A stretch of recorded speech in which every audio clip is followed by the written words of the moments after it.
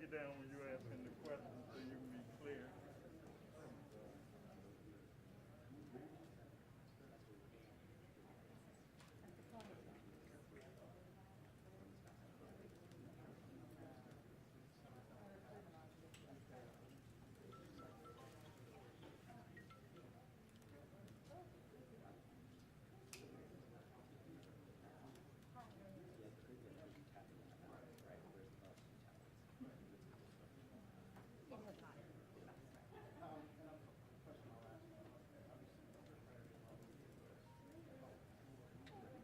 Hey, how you doing, Chelsea? This is like a bunch of office just crunched a bunch of interesting numbers out. And here's the question.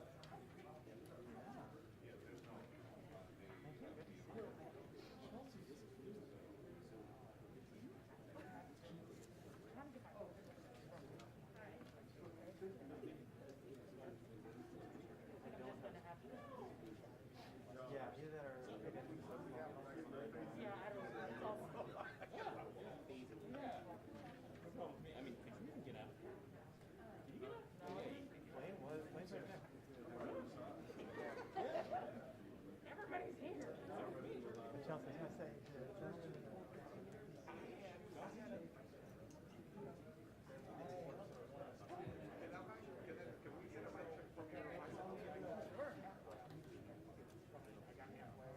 Test 1, 2, 3, 4, 5. You guys are good?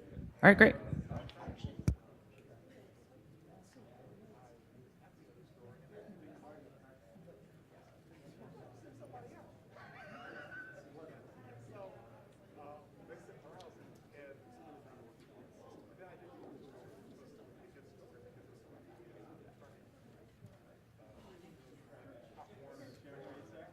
You guys all get the press release and emails that you don't have. We will also have your email. I think you need to go. I'll leave it to you.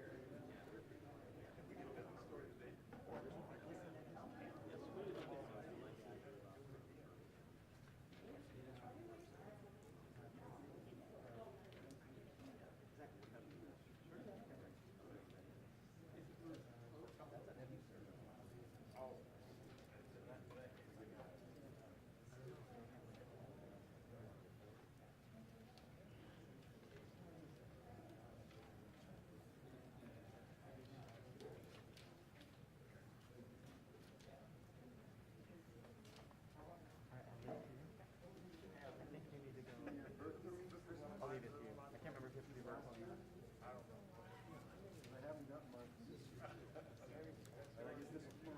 Maybe you have to pick a post. I don't know.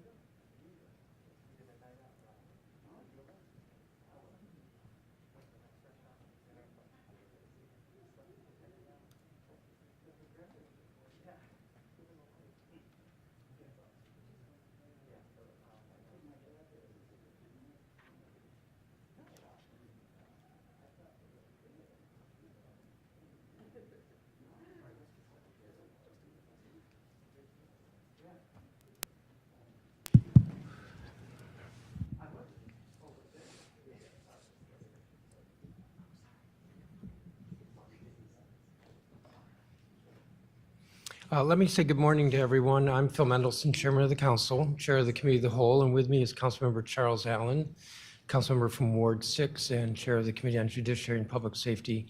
He's not here because of that committee, but as a council member, he introduced legislation that I co-introduced and several other members co-introduced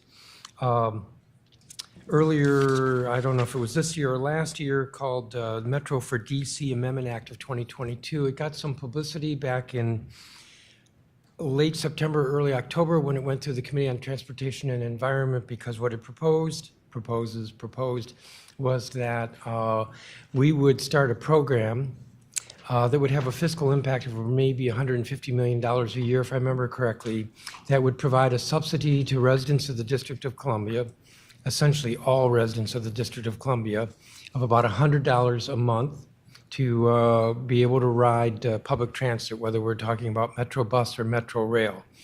I would say that's pretty exciting and newsworthy that there's this ability for DC residents to be able to ride bus or rail free. That's basically what a $100 a month subsidy would cover. The bill was sequentially referred, so it was came to the Committee of the Whole, which I chair, and we've been working on the bill. And the reason we're having the press conference today is I'm filing, Councilmember Allen and I are filing legislation today on an emergency basis that will help provide some funding for this bill. But the bill actually goes much farther than what we had talked about before. In fact, much farther than what I just described. So these are the basic components of the bill. And our intent is that this legislation will not be adopted subject to appropriation, but rather will be funded, beginning with service next July. That bus service in the District of Columbia on all bus routes will be free. That there are 12 routes, bus routes in the city that are major bus routes that are not overnight, and with this legislation will have overnight service. So for example, workers in service industries that require them to get to work late at night or come back from work early in the morning, who currently don't have access to bus service, that they will have access to bus service. The legislation will also fund what we're calling a service reliability fund, which is to provide upgrades as needed for a bus service in the District of Columbia.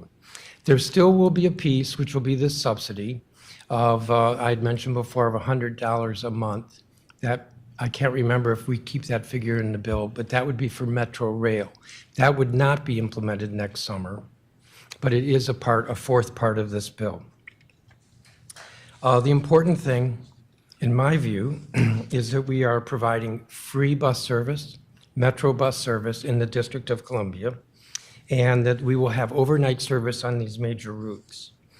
And if you think about it, with free bus service, we will see faster bus service. And why do I say that? Because right now, if a bus pulls up to a bus stop and there are a number of people who have to get on, each one has to go through the fare box or past the fare box, and that slows things down. This will be faster.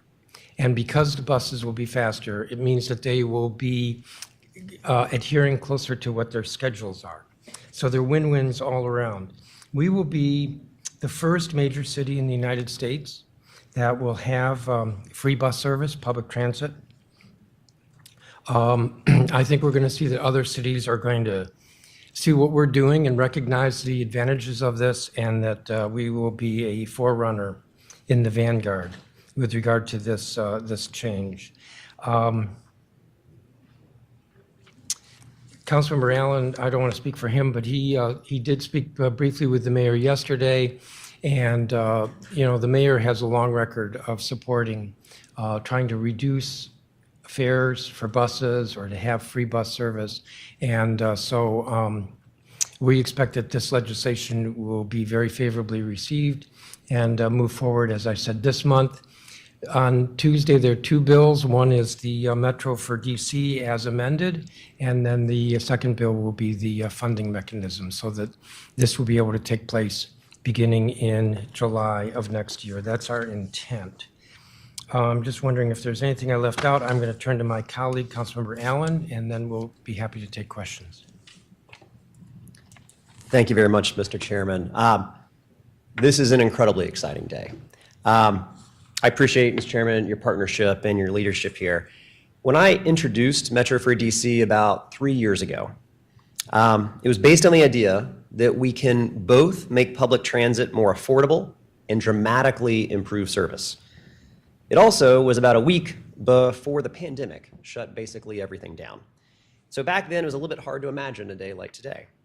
But I think the pandemic also showed us just how important public transit, and in particular, our buses, are and have remained for people who needed to get where they were going. Ridership, as we know, on the buses compared to rail fell much less steeply and recovered more quickly. In the past year, I have really enjoyed working closely with Councilor Mary Che to move Metro for DC through her committee. And with Chairman Mendelson, he's always been a strong supporter of this concept and being able to help eventually now move this through the full committee of the whole.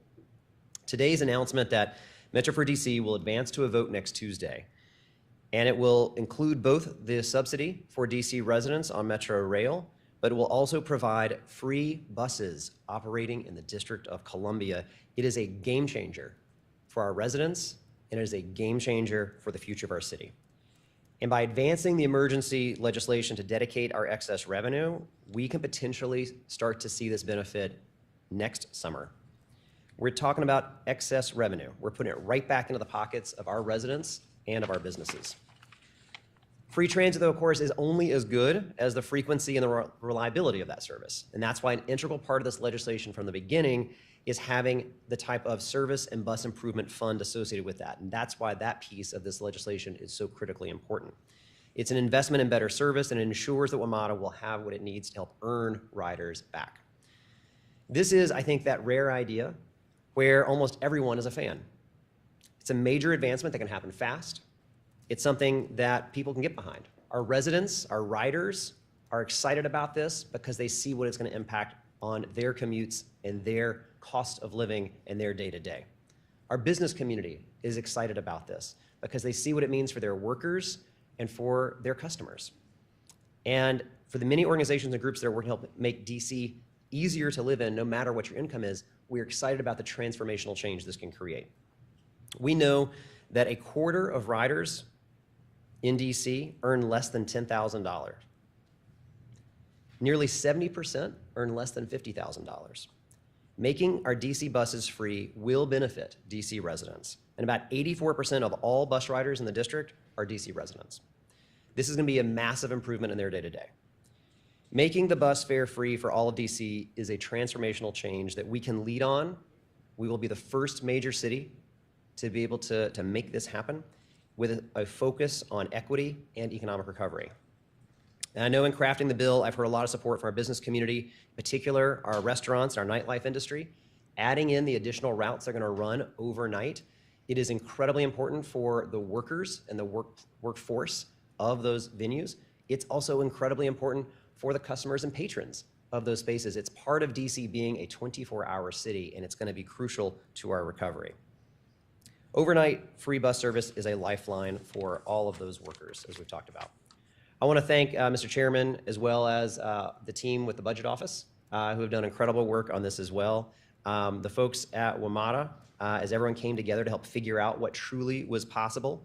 And that, of course, includes our fantastic WMATA board member, Tracy Lowe, and appreciate you being here. But I'm excited about this, and I think everybody across the district is going to be excited about it. This is a big day where the District of Columbia is leading the charge and making sure that we see what is possible with our public transit and what free buses and an investment in public transit really can be for our city. And I'm incredibly excited to be here today and look forward to taking your questions. Thank you, Councilmember. So let me see if there are questions. Yes, sir.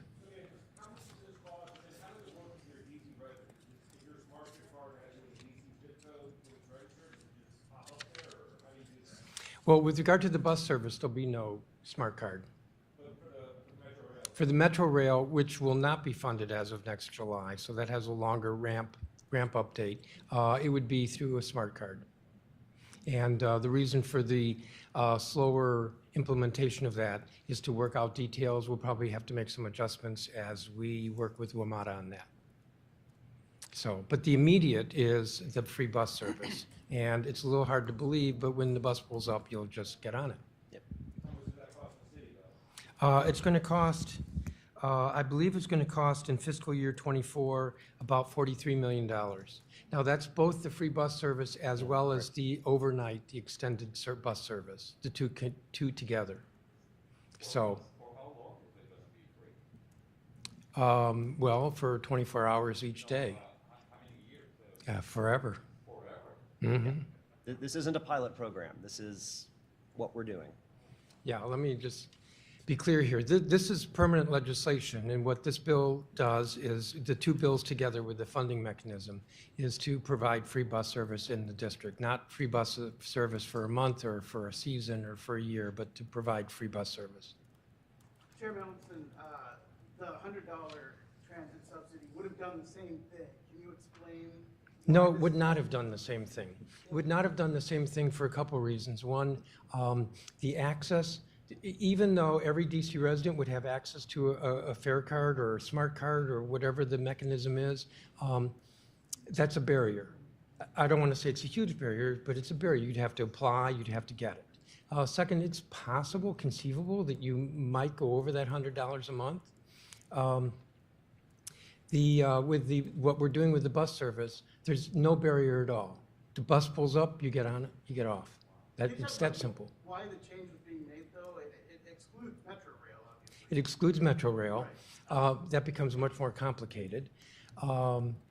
The reason the change was made was that as we worked on this legislation, that as I mentioned at the beginning, Councilmember Allen had authored, as we worked on it, and we were looking at two issues. One was what the cost would be, which was estimated, if I remember correctly, around $150 million, which I'm holding my breath because it's hard to say we could fund that. We also, the second issue was with the technology, how to make it, goes back to your question, sir.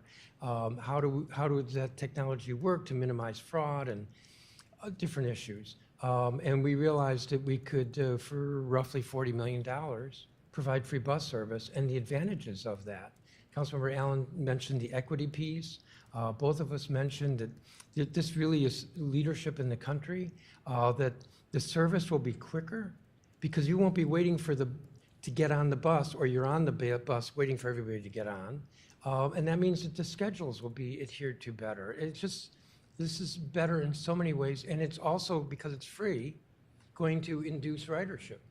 We're going to see growth in public transit use, and that's a good thing as well. Let me add a little stuff if I can. Yeah. Just to add a couple of quick things to that as well. The goal of Metro for DC from the beginning has been to try to create a fare-free system. That is a very difficult thing to do with WMATA. Structurally, from the district, Virginia, Maryland, and federal side, but also structurally when you think about the actual act of riding. When you're on a bus, you tap once when you get on, not when you get off. When you're on rail, you tap once when you enter, and you tap again when you end. So we are able to achieve our fundamental goal more quickly, which is let's get to a fare-free bus right away.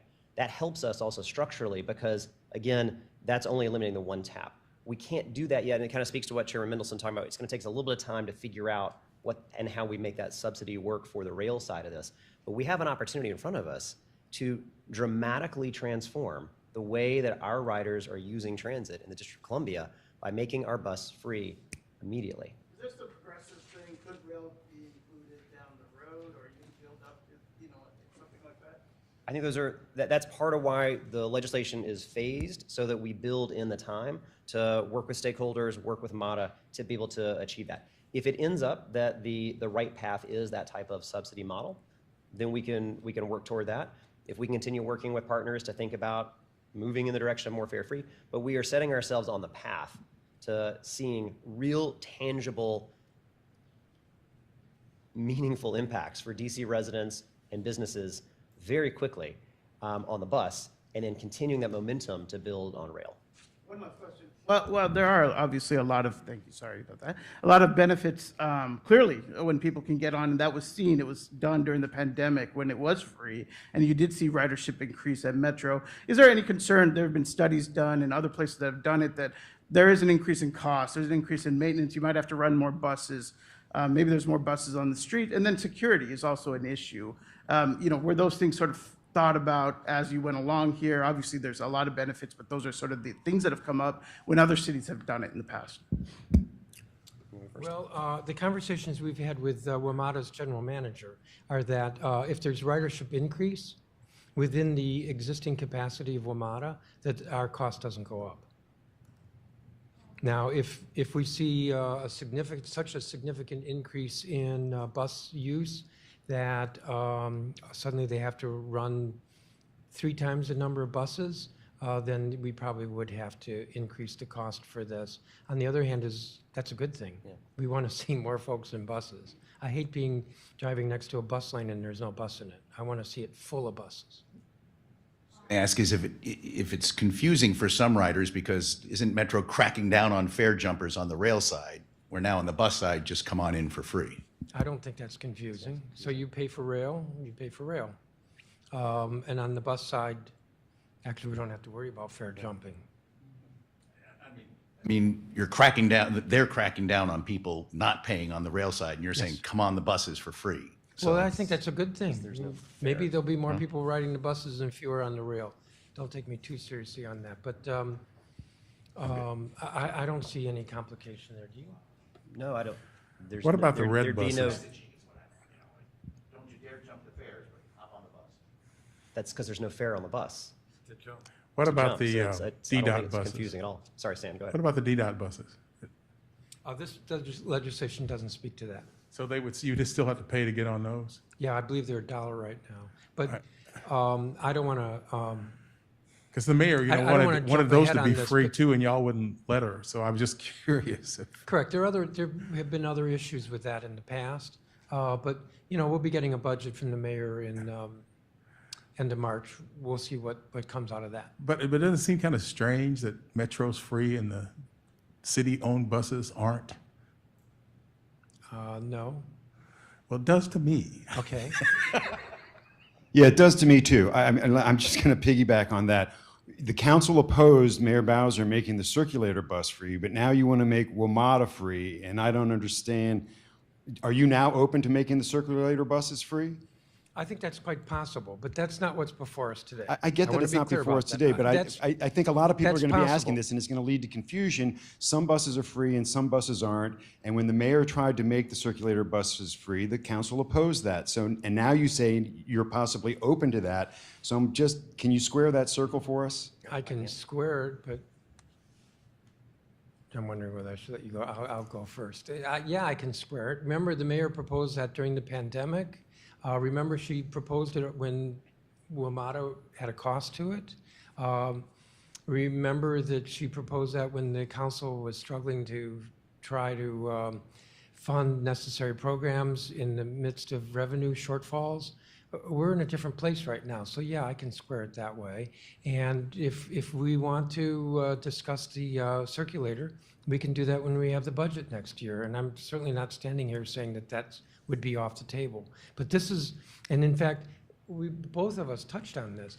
Making bus service free to anybody in the District of Columbia not only will be a forerunner for everybody in the country, every major city in the country, but it may be a forerunner with regard to other programs, like Metro Rail, that question, although I don't see that happening right away, or with Circulator. So then, to just some logistics here, this is any bus ride that originates in the District of Columbia, regardless if you terminate in Virginia or Maryland, correct? Yeah, the buses that terminate, that go across the border like 1 or 2 stops. Right. So, like the Friendship Heights bus, the 30 buses, this would cover them. The Georgia Avenue buses, which I believe go to Silver Spring, this would cover them. It would not cover the stops, the fares in Maryland. Correct, I But as soon as understand that that. bus is in the district, the fare box is covered. And there was some issue when you were discussing originally the $100 stipend for residents, that people who got federal or government or work subsidies for public transportation wouldn't be able to get those. That obviously wouldn't be an issue on the buses, That's right? not an issue on the buses. Right, okay. And then back to the $100 subsidy, Chairman, you expressed a little angst about how to fund, if there's going to be money to fund that. And so how does that get funded? I know you were talking about excess revenue. And then when do you anticipate that you're saying that that's further down the line? Is there a timeline on I when? think we have 2025 in the bill. Does that sound right? 2024, 2025, yeah. I'm sorry, did you come to an agreement there? No, we didn't come to agreement. But So- it's not in 2023. FY 2025, so the fall of 2024. Fall of 2024. Okay. That's what we're looking at. There are wrinkles to be ironed out. And then have you discussed with Metro, if you negotiated just a flat fee with Metro, that you come to this $46 million figure, whatever. it was. Yes, those discussions, the microphone was taken away from you. Have we discussed this with Metro? Yes, there have been discussions. And so is that how it's gonna be? You come to an agreement with Metro on a flat fee to cover this? Yes. It's not gonna be based on any kind of. Yeah, there is I'm hearing from our board representative, there will be an inflation factor in here. Can I add one But, yeah, The reason why, I think, if I can try to get to the heart of your question there, Mark. So whether whether that bus is 50% full or 100% full, the costs aren't any different. So we're able to work with WMATA to essentially have, this is what our flat costs are to be able to run those buses at that service level. So talked about earlier, we do expect that because you are cutting down on the time of someone had to board and tap that card, you're going to see an increase in efficiency and speed of those bus service. So that is part of the experience we've seen that will take place here. So you'll see a more frequent bus going. But as we also said, if we see something that does dramatically increase the demand for the number of buses, then that might have to have us go back to revise that agreement with WMATA. But it would be a flat fee, to your point, around operating those services. Now, we also know the cost of everything is always going up. So the cost that we're doing as part of that emergency legislation on the financing also includes inflation adjustment, just so that as we build in the costs over time, there will be that inflationary index like we would responsibly do for any other type of way we index something over time. And does that $43 million, I apologize, Lindsay. Does that $43 million include the $10 million that was budgeted in the original bill to improve bus service routes? So the 42 is the making buses in DC free. It includes the new overnight lines, the dozen or so, plus that will run overnight.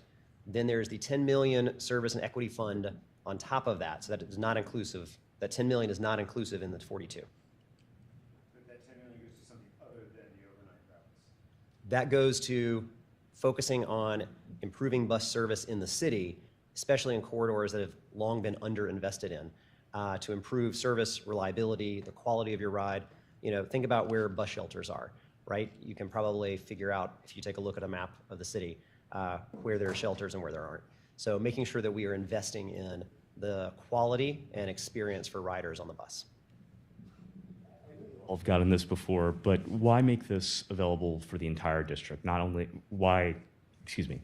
instead of low income and only middle income families? Why include everyone? Well, my answer on that is public transit's a public good. I am not going to means test your sidewalk. I don't means test your road or your libraries or your school. If you believe public transit is a public good, it is a public good. And that is going to be something that is crucial. It also costs an incredible amount of money to go create a means testing system to be able to figure out ridership. And then as we talked about with the numbers of who are our Metro riders, when 70% are earning less than $50,000 a year, we don't need to go do a lot of complicated math to know that we can make a dramatic improvement for low and middle income DC residents by making this change right away. And you had mentioned... So I would just add, to make it means tested, we have to go back to having a fare card. Because the fare card would be how you do the means test. So one person who's low income would get a subsidized fare card, and the next person who's not low income wouldn't. And the fare card complicates it in a number of ways. For one thing, we've got the fare jumping. For another thing, we have to protect against fraud, people who are selling the fare cards, and there's just a cost of administration with the fare card. All that's avoided with this. And as Councilmember Allen said, overwhelmingly we see that lower income folks use Metro Bus. So we are targeting them with this free bus. And doing so with a cheaper cost. So I think the bus component, more than the rail side, is the equity in promoting public transit. And on the rail side, I believe Councilman Allen, you had mentioned that that's not going to take place as of June or July. What's taking place right now to make it happen as quickly as possible? And what are the hangups right now with Metro? I don't want to describe them as hangups. I want to describe them as there's obviously the mechanics of figuring out how to make that work. To be able to create the monthly subsidy on a transit card, we then have to create essentially administrative process to that. So the administrability of a program like that takes time, takes resources, takes people. And so the administrability of just saying buses are free is much simpler to be able to make that change. To be able to put in the type of subsidy on a card is just going to take a little bit more time for us to be able to think through how do you administer that, how do you staff that, how do you resource that. And that's why we don't want to delay what can take place now that will be absolutely transformative for DC. And then that's why it's built into this legislation to continue the work, to then think through how we make that other piece of it work so that we're looking at the entire system. I'm going to toss out one other piece to the answer on that. In addition to just the administratability and working that out, I think we're going to see changes in ridership patterns with public transit, with this free bus. It may be that there are fewer folks who use rail because it's cheap and easy to use bus. We may see a whole lot more people get into the public transit system on bus, but maybe on rail as well because they make the connections. I think we're going to see ridership changes. And so to know exactly what we need to do for subsidized rail, to know that now, when we think there'll be changes beginning in July as a result of the free bus service, it's better to take the time, see how this plays out, and then based on that, we make refinements to the rail side subsidy. So one more question. I understand there will be analysis that's needed, but do you have an estimate as to when the subsidy part will be figured out for the rail? So the legislation has it as the aim is for the beginning of FY25, which would be October 1st, 2024. Yes. Tourists, everybody, Anybody who rides. we want folks to ride the bus. Anytime you make fare service changes, transit agencies have to do a Title VI equity analysis, which basically looks at how a change would affect different populations. And obviously, this is a win for DC residents, but WMATA is a regional body. Have you talked with WMATA about how this change could kind of go through that process? And, you know, that's kind of sucks for Silver Spring residents, you know, but have you talked to Metro about how Well, you know, the that implementation? Silver Spring resident could just walk a few blocks and get on the bus in the district and it's free. So I'm not They too can worried move into about the them. district. Yeah, they could move Move into into the the district as well. You move into the district, yeah. Love to have it. No, we've not. I think there was a brief, very brief reference to that equity analysis. That is, I don't believe it's the district's challenge here, but Right. regardless, I don't see any way to splice and dice what we're doing and see anything but an equity benefit. And then Metro General Manager Randy Clark the other day was talking about this at a panel, kind of, you know, regional cooperation and stuff. And he said, you know, basically he doesn't want to see certain agencies do, you know, all-door boarding and some don't, some changing fare structures. But he said, if we're looking at low-income fare programs, we should be looking at the same thing. If we're looking at kids ride-free programs, we should be looking at the same thing regionally. How do you address kind of that difference? I mean, do you think the region should be working together? Or do you think the district should be kind of going on its own here? I think the district is providing the appropriate role of being a leader in saying this is what we are going to do with bus and this is how we are going to make this better and more equitable, improve service. I think that will also, I mean, I know from sitting in my seats on the Transportation Planning Board at the Council of Governments, a number of other elected leaders from around the region are very much excited about what we're doing and keeping a close eye on it. And I think there is a regional interest in being able to help move in this direction. We don't need to wait on that. And I think we can be a leader in that space to really make sure we are showing it can happen. And as we do this, as I think the chairman also alluded to, as we see our ridership in bus increase, it is also going to create an increase in riders coming to rail. That is also good for our entire regional system as well. So with hopes of I would more add people this. adopting this? Yes, I would add this. The bus routes in the district, there are a couple, maybe more than literally two, that do stop in or have a terminus in Maryland, but they're really district buses. Every bus we're talking about is a district bus route. So when you think about Metro Rail, it is interjurisdictional. You get the red line in Shady Grove, and you go through the district, but that's not true with buses. So it is easier to make that distinction in terms of bus service. Are there any other questions? Yeah, two questions. Yeah. As a bus rider, I know that the buses tend to be a haven for the homeless. And with free service, you'll have people getting on the bus and never getting off. Have you talked to the executive in terms of what you're going to do in terms of that and also in terms of safety? No, I've not had that conversation, but I actually think that problem might diminish. And right now, because we've seen so much fare jumping, I'm not sure that those homeless individuals are paying now, the ones you're referring to. So if it's free, I don't see what the change is. But actually, it might diminish because what I've learned over the years is that if you attract more riders, if you attract more people, that tends to kind of discourage folks who just want to be isolated and sort of, sleep on the back seat if the back seat's kind of taken up with riders. So there may actually be less of that. Question has to do with major routes. Will it be the city or WMATA that defines a major route? Do it in partnership. We're doing it in partnership. Thank you for that prompting. But we actually, I have a sense of what the 12 are. Because, we've asked, I think we have in the legislation some criteria, but basically we're just using the criteria that WMATA is using to identify the 12 routes. And they include the Georgia Avenue line, they include the X2, the V2, which I believe is Minnesota Avenue, the 30 line. I'm not going to give all 12. It looks to me like that's the 80 bus route. So it's going to, they're routes that everybody knows. And they're routes that run through every ward in our city. They're routes that cover across the board. And they are routes that are our highest ridership. So when you think about who is that individual who may be going out for a late night evening to the person who's coming home after a long shift. These are routes that are going to be geared towards making sure there's a really strong focus in equity for both the workers as well as for the benefit that it can potentially have for our business community as well. Other questions? Hit them first. Mine's off topic. Let's go to Sam.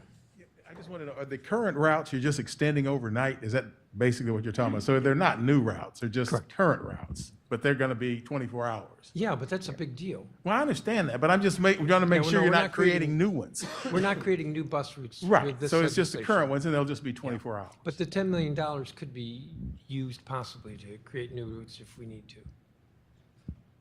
Mark? Councilmember Allen, could I ask you an off-topic question? Sure.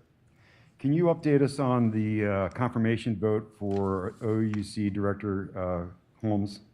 Yes, there will be a vote next Tuesday, and I will be recommending disapproval. I'm sorry? I will be recommending disapproval. And have you polled your colleagues to see what you think? Do you think that you have the votes to stop her nomination, or what's your guesstimate there? Yes, I have talked with my colleagues, and that gives me the confidence to move forward with a vote on next Tuesday, where I'll be making a recommendation of disapproval. And why exactly would you recommend your colleagues disapprove her nomination?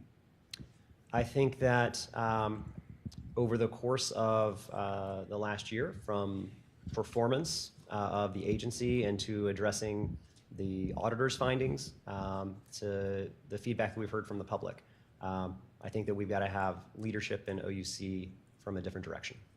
And if I could ask both of you an off-topic question. We saw the Housing Authority hearing yesterday. It looks like Mayor Bowser is going to propose emergency legislation to restructure the board for DCHA. I'm just wondering from each of you what you think about that proposal, if you would support it. Your thoughts, Chairman? You go first. All right, I'll go first.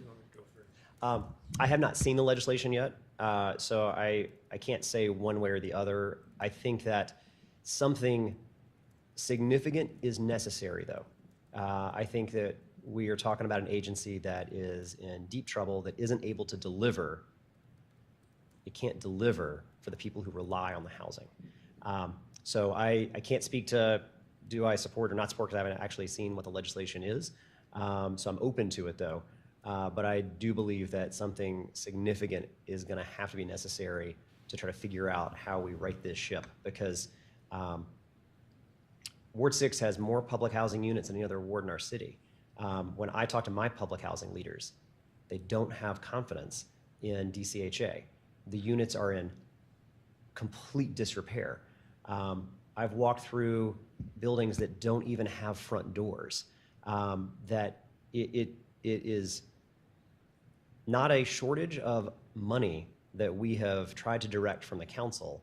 Just a couple of years ago, when you and I worked with Events DC to take surplus and spend it there, never saw the benefits of that, though, because of the mismanagement at DCHA. And so I am very open to taking a look at it. I just haven't read it, so I don't know what it actually all entails.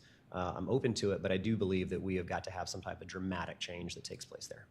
Mendelson, have you been briefed on the legislation at all? Yeah, I've circulated the notice this morning to put it on the agenda for next Tuesday.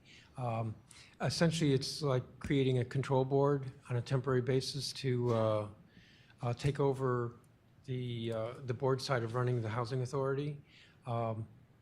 There are a couple of problems, if I can put it that way, with regard to right-sizing the housing authority. And one of them is that the board has, by all accounts, become very dysfunctional. The current board has become dysfunctional.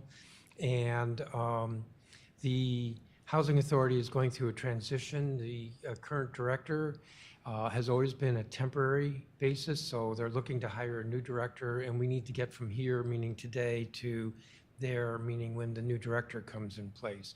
I think it's critical that we have stability in that leadership and with the current board. With the current board, it's tenuous at best, whether we could just keep that stability to get to having a new permanent executive director. So with this legislation, there would be this control board. It's a smaller board. We will have a pretty good idea of who will be on the board when this comes up before the council next Tuesday. And it's a step toward getting this agency back to where it needs to be. Can I just get, again, a little bit more clarity on the $100 a month provision? Is that a commitment? Is that going to happen for sure in 2025? How does that work? And so it would give everybody that provision. When does that go into place? What would it take for it to go into place? Well, right now, what we have in the bill is that it would be fiscal year 25, which means October 1st of 24. That's right now what we have in the bill, and I believe we still have in the bill the $100, although we might be looking at that just because we're no longer talking about bus. But there, so what I think the way I look at it is what we have in the bill with regard to that subsidy for district residents for Metro Rail is like a placeholder. We have it outlined, but it's probably going to have to get reworked before it's finally implemented. And we will have 2 budget cycles. Right. We'll have 2 budget cycles to work that out. Because that component is not in the funding plan. For the Correct, right now, but it is part of the bill. It is part of the bill so that we keep that momentum going and work out all those details. Yeah. So as I said before, there are four parts to the bill. The free bus service, the overnight service for 12 routes, the $10 million service reliability fund, and the what I'm going to call a placeholder section for the smart card subsidy for DC residents for Metro Rail. When does it take effect for the buses? What we're trying to what we're trying with this, remember, there are two pieces of legislation. The emergency legislation is the funding mechanism so that it can start next July. July 1. Yeah, that's Metro's fiscal year is July 1st. And this vote is Tuesday? Yes. So the emergency would be Tuesday, and the permanent would be Tuesday and the 20th. Are there other questions? I've got more questions. On topic? Mark always has more questions. Absolutely not. The auditor released a report today on Department of Forensic Sciences, really looking at some of the pitfalls in the oversight committee. Chairman Allen is nodding his head in the affirmative. I know you do have some legislation that might address some of the issues that have come up. Just what are your thoughts, and what do both of you say? I mean, it's just one shoe after another with DFS, and it's costing taxpayers, I don't even know how many millions of dollars, but this is not the situation we envisioned when you all funded and built the Forensic Science Lab. No, we have seen a Department of Forensic Sciences that has been in deep trouble now for the last couple of years, losing its accreditation. It is deeply damaging to the entire criminal justice system. It is to the point that as we have talked about in our hearings, it has put at risk and jeopardy convictions that are already taken place. It put in jeopardy cases that were pending, and it has had a dramatic impact on the ability for investigations to be able to move forward even right now. The legislation that we have moving forward dramatically alters portions of the Department of Forensic Sciences. In particular, though, strengthens the oversight so that you have the Science Advisory and Review Board be able to have the teeth that it should and need to have to be able to do more of its job as it was designed, to be able to make sure that the department is doing what it's supposed to be doing, can investigate as it needs to investigate. And we found what I think were fatal flaws in the way in which the SAB, under its current structure, was unable to do its job and unable and frankly shielded from being able to have the type of oversight that it needed over the director and the actions, the allegations that took place there. So the legislation that's moving forward is aimed at squaring much of what has been wrong at DFS, and I'd be more than happy to talk about it later offline too, about some of the details of that. On Metro? The DGS audit that took place last week, or that was released last week, are there any plans for another hearing regarding DGS, and any plans for reform for that agency as well? Well, the council is going to go through a restructuring at the end of this month, and so it's too early to say that there will be a hearing. I did talk to Councilmember Robert White yesterday or the day before, about the auditor's report on DGS. I had been briefed earlier, so I can't say I was surprised when the report came out because I already knew. It's appalling. The DGS, Department of General Services, has spent millions of dollars for a software program called Salesforce. It's a standard software application for managing programs like work orders, and DGS isn't using it. So they have no quality control, they have no accountability, and they also have no adherence to a schedule for making repairs that are necessary. This is particularly concerning with regard to schools, and the auditor's report looked at schools, but DGS is responsible for all of the facilities of the government. So it's very, very concerning, and at least now the public knows what's wrong at DGS with regard to how it manages work orders for our school repairs, and the council should proceed with oversight, but as I say, we're going through reorganization, so can't announce today their hearings or when those hearings will be. But it's my intention as chair of the council to make sure that there will be some hearings, oversight hearings, early next year, what DGS is going to do to change its work processes, because those processes have got to change. Let me just kind of wind down the this conference with regard to Metro. I didn't say this very clearly at the beginning, but I want to thank a couple of people. I want to thank Councilmember Allen, because he's the one who authored the legislation, and even though he got colleagues to co-introduce it, and I was one of them, he's really been the one pushing it. So we wouldn't be here today if he hadn't done that. And I want to thank Tracy Haddon-Lowe, who's one of the district's 2 representatives on the Metro board, because as this legislation started to move, came out of the Committee on Transportation and the Environment, she and I had conversations about how we could improve this, and that's what led to our being able to revise this legislation substantially from just being this $100 fare card that might have a few problems to being this free bus service. As both Councilmember Allen and I said earlier, this is a game changer. I think it's going to induce ridership, which is a good thing. It's going to be very good for our residents, especially from an equity perspective. And we will see, because of the ease of boarding and unboarding, we will see better service. It's good in so many different ways. Thank you all very much.